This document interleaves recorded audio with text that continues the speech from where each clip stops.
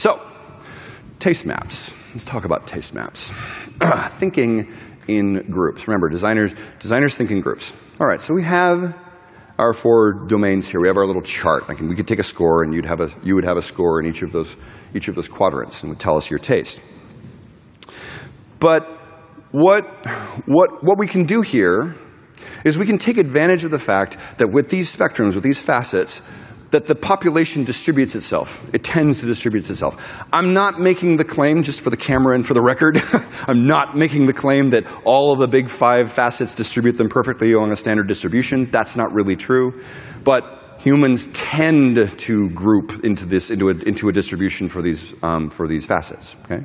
So we can take advantage of that. And even if this isn't 100% like statistically accurate, the way of thinking is accurate. Okay? So we can take advantage of this because we know with a standard distribution that we've got standard deviations, right? We've got these nice dividing lines where we know we have roughly 60% of the people in the middle, and then on the side we have our 15s, and out here in the wings we have 5%, right? And again, I'm just drawing general lines, so we can take that. So that's a fact. Let's use that. So we're going to apply that idea to our grid here. Now remember, we have 2 spectrums. We have fantasy and realism, and we have building and exploration on the side. So we're going to put on our grid. That's your fantasy to realism standard distribution grid. And then we're going to do another one. We're going to go, hey, there's our other grid.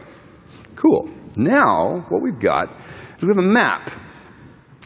We know, well, we postulate, anyway, that 60% of the players are going to be there in the middle. And then we've got this ring of 15% players around the outside.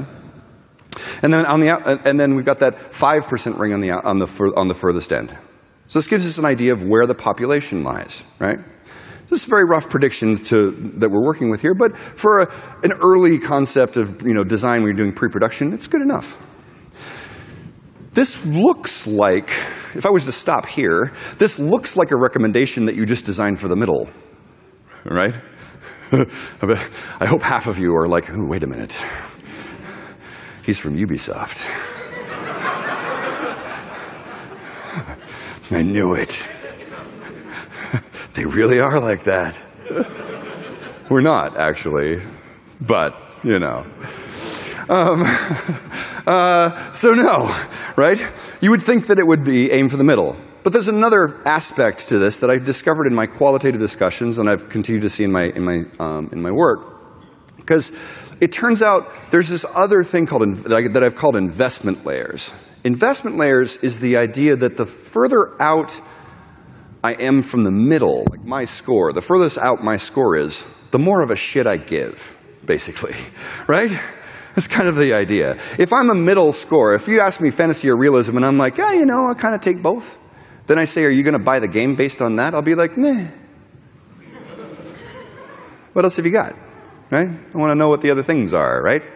But if I'm scoring in the 15%, if I've got like an 80 or something like that in fantasy, right? And I say, you're going to buy this game? It's a fantasy game. You're going to buy it? I'd be like, yeah. It's not a fantasy. Well, I don't know. Maybe. How cool is it? And if I'm in the 5%, if I'm out there in that 95 percentile, and I really think that fantasy is the thing, if you're going to tell me, if you say this game is kind of realistic, I'm going to be like, oh, I'm going to waste my time on that, right? No, thank you. So, even though the population distribution goes that way, the investment distribution is inverted. Okay? It's totally backwards, right? So, what does that give us when we add it to our little chart? We have our meh in the middle there. We have our care, and we have our care lots. So we end up with zones of caring, is what we end up with. In the middle, we have low investment, high population people, right? For this particular group of taste, this taste group, right? For fantasy and realism. Low investment, but a lot of people.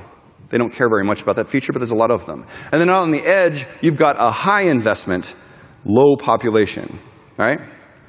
The people on the high end, people out on the ring, are going to be your passionate advocates. They're the ones who are going to talk about your game. They're the ones that are going to convert. They're the ones who are going to sing your praises if you do it well, because they have a really strong opinion about this one thing. And if you do it well, they're going to get really excited about it, because it doesn't get done that well very often, right? You're going to have really strong opinions. But there's not that many of them, right? You also need to be thinking about how to balance that experience so that you also capture enough of the middle that your budgets are going to work out, right? That your studio doesn't fold, and you have, right? You have enough success that it works out, right? And maybe you don't want that low investment population. It's perfectly reasonable. We'll talk about that in a minute. Okay, so these are taste maps. These zones apply across all 4 of the domains, right?